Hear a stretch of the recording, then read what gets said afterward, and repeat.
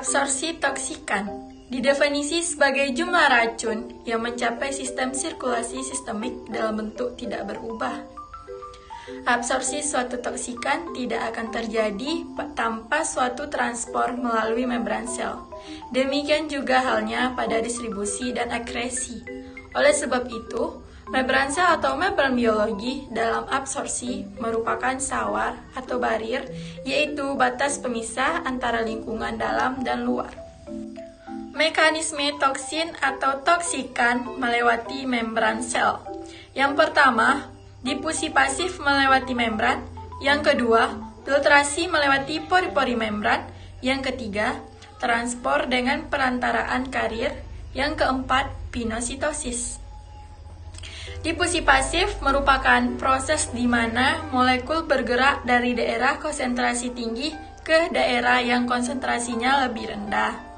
Difusi juga merupakan proses transportasi pasif yang mana tidak membutuhkan energi lebih. Proses difusi dapat terjadi berdasarkan laju absorpsi dari toksin. Toksin dapat melewati membran apabila dalam bentuk non-ion atau molekul karena memiliki sifat nonpolar atau larut dalam lemak. Membran sel memiliki sifat nonpolar sehingga apabila toksin ingin melewati membran sel harus bersifat nonpolar juga. Laju difusi berhubungan dengan daya larutnya dalam lipid. Ada dua. Yang pertama yaitu toksikan yang bersifat ion. Toksikan yang bersifat ion tidak dapat menembus membran sel karena daya larut lipidnya yang rendah. Yang kedua, toksikan yang bersifat non-ion. Toksikan yang bersifat non-ion ini dapat menembus membran dengan laju penetrasi yang bergantung pada larut lipidnya. Filtrasi melewati pori-pori membran. Membran sel umumnya memiliki lubang pori yang bervariasi, tetapi umumnya kebanyakan sel memiliki pori dengan diameter 4A. Saluran pori umumnya terisi air sehingga hanya memungkinkan dilewati oleh takson yang larut air dengan berat molekul kurang dari 200 Da. Lalu aliran air bertindak sebagai daya dorong molekul-molekul takson melewati pori. Umumnya senyawa dengan molekul kecil seperti ion Ca memanfaatkan lubang pori ini untuk melintasi membran. Membran sel yang memiliki ukuran pori yang relatif besar sekitar 70A seperti membran kapila dan glomerulus ginjal. Pori ini memungkinkan dilewati toksin dengan ukuran 50.000 Da. Transport dengan perantaraan karier. Transport dengan perantaraan karier termasuk ke dalam difusi terfasilitasi. Difusi terfasilitasi terjadi melalui karier spesifik. Difusi ini merupakan difusi dengan perantara protein membawa. Proses ini melibatkan pembentukan kompleks zat kimia dan karier makromolekular di satu sisi membran. Kompleks ini lalu berdifusi ke sisi lain. Tempat zat kimia ini dilepaskan. Sesudah itu, karier kembali ke permukaan semula untuk mengulangi proses transport. Contohnya adalah kalibindin pada usus halus, di mana ia menangkapkan molekul seperti kalsium pada usus halus untuk dibantu menembus dinding fila pada usus halus. Endositas. Endositas adalah proses pelewatan molekul yang memiliki molekul besar ke membran dengan cara menelan atau mencaplok atau memakan molekul tersebut. Endositas ada dua. Yang pertama fagositosis, yaitu ketika partikelnya padat. Yang kedua penositosis, yaitu ketika partikelnya cair. Baiklah, di sini saya akan melanjutkan materi tentang pinositosis. Pinositosis ini adalah peristiwa masuknya sejumlah kecil cairan yang akan membentuk lekukan-lekukan membran. Pinositosis ini terjadi pada sel, yaitu vesikula kecil yang merupakan ruangan dalam sel yang dikelilingi oleh membran sel. Selanjutnya yaitu mekanisme dari pinositosis ini. Yang pertama, molekul akan mendekati membran sitoplasma. Setelah itu, molekul akan mulai melekat pada plasma dan mulai terbentuk invagasi pada membran sitoplasma. Kemudian invagasi ini akan masuk semakin ke dalam sitoplasma sehingga akan terbentuk kantong dalam sitoplasma dan saluran pinositik. Kemudian kantong tersebut akan mulai lepas dari membran plasma dan membentuk gelembung-gelembung kantong. Gelembung-gelembung kantong tersebut akan mulai mempersiapkan diri untuk fragmentasi. Fragmentasi yaitu pemecahan menjadi fragmen-fragmen. Selanjutnya, tahap terakhir adalah gelembung-gelembung tersebut akan pecah menjadi gelembung yang lebih kecil. Secara umum, contoh cairan yang ada pada pinositosis yaitu asam amino, protein, dan ion-ion tertentu. Selanjutnya yaitu ada faktor-faktor yang mempengaruhi efek racun terhadap tubuh. Yang pertama adalah sifat kimia dari bahan penyebab keracunan tersebut.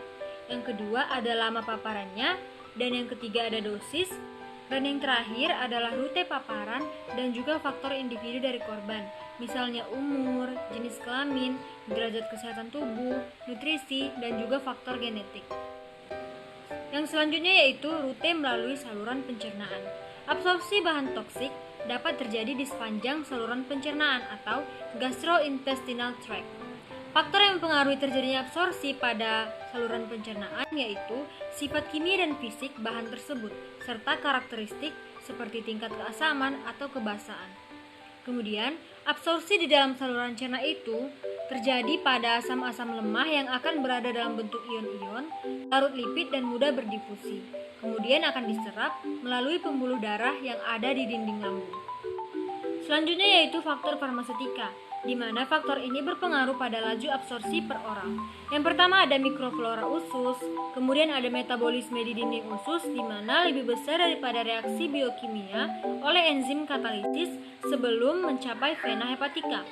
Ada pH yang ekstrim, enzim-enzim hidrolisis, kemudian P-glikoprotein di mana pompa pendorong bagi beberapa xenobiotika untuk memasuki sistem sistemik. Kemudian ada metabolisme di hati atau first pass effect. Kemudian makanan yang terdapat di lumen saluran cerna.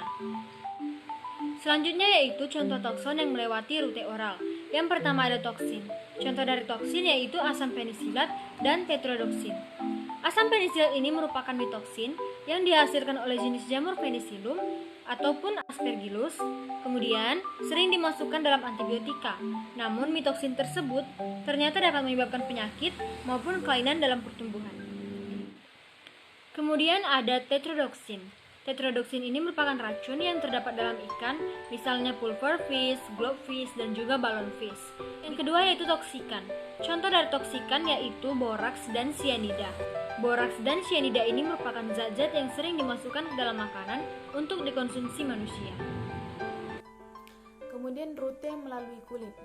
Persen-persen yang dapat dicapainya yaitu yang pertama epidermis atau lapisan terluar bisa mencapai hingga 35%. Kemudian dermis atau lapisan tengah bisa mencapai 45%. Kemudian yang terakhir jaringan subkutan atau lapisan paling dalam bisa mencapai 20%. Epidermis dan dermis berisi kelenjar keringat, kantung minyak, dan akar rambut. Pada lapisan epidermis banyak bahan toksik yang terabsorpsi. Akibat bahan toksik antara lain pengikisan atau pertukaran lemak pada kulit yang terekspos dengan bahan alkali atau asam dan pengurangan pertahanan epidermis. Absorpsi terjadi bila bahan toksik menembus membran epidermis yang diserap melalui dari sel-sel keringat menuju folikel, kemudian yang terakhir kelenjar sebasea atau minyak. Absorpsi topikal secara umum. Saat sesuatu masuk ke dalam kulit, absorpsinya akan melalui beberapa fase. Yang pertama itu adalah lag phase, itu fase di mana sesuatu menempel atau teroleskan pada kulit, belum melewati stratum corneum. Yang kedua itu adalah rising phase, yaitu fase di mana sesuatu sudah melewati stratum corneum, kemudian masuk ke kapiler dermis, sehingga dapat ditemukan dalam pembuluh kapiler. Yang ketiga itu falling phase, yaitu fase pelepasan zat dari permukaan kulit di atasnya dan dapat dibawa ke pembuluh darah. Lag phase ini fase penempelan yang belum melewati stratum corneum. Sedangkan rising phase yaitu fase yang sudah melewati stratum corneum. Rising phase ini dapat kita temukan pada pembuluh kapiler, sedangkan falling phase yaitu fase di mana itu sudah dibawa ke pembuluh darah. Faktor-faktor yang dapat berpengaruh pada laju absorpsi melalui kulit. Ada kondisi kulit, kelarutannya dalam air, dan ketipisan kulit. Selanjutnya mengenai tahap absorpsi pada rute melalui kulit. Pada tahap absorpsi ini terdapat dua fase, yaitu pertama fase 1 dan yang kedua fase kedua. Pada fase 1, difusi toksin lewat epidermis melalui sawar atau barrier lapisan tanduk atau stratum corneum. Sedangkan pada fase 2, difusi tokson lewat dermis yang mengandung medium difusi yang berpori, non-selektif dan cair. Fase 1 itu lewat epidermis, fase 2 itu lewat dermis. Tokson yang melewati rute topikal kulit. Toksinnya itu botulinum. Botulinum itu racun yang berasal dari protein neurotoksin yang dihasilkan oleh bakteri Clostridium botulinum. Selanjutnya toksikannya itu merkuri, terdapat pada kosmetik, dapat menyebabkan kerusakan kulit sehingga kematian. Ada rute melalui saluran pernapasan. Kita ketahui bahwasanya paru-paru memiliki area permukaan yang luas dan ketebalan dinding membran yang relatif tipis, permeabilitasnya tinggi, laju aliran darah yang tinggi dan tidak terdapat reaksi first phase effect, sehingga bahan toksik akan terabsorpsi dalam jumlah yang besar.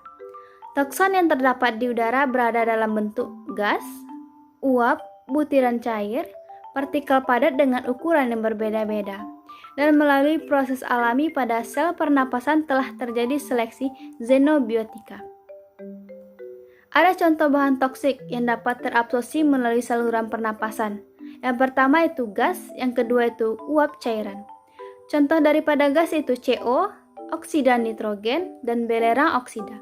Sedangkan contoh pada uap cairan seperti benzen dan karbon tetraklorida.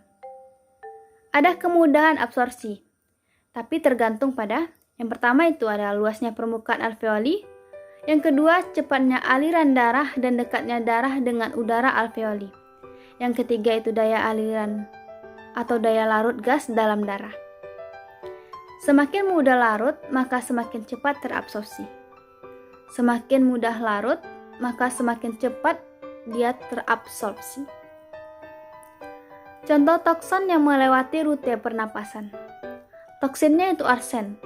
Jika terhirup dapat menyebabkan gejala muntaber, disertai darah, disusul dengan koma dan kematian. Sedangkan pada toksikannya itu bakteri Bacillus atrakis. Jika terhirup atau masuk ke tubuh manusia dapat menyebabkan penyakit antraks. Gejala menyerupai flu yang menyebabkan kematian. Sekian, terima kasih.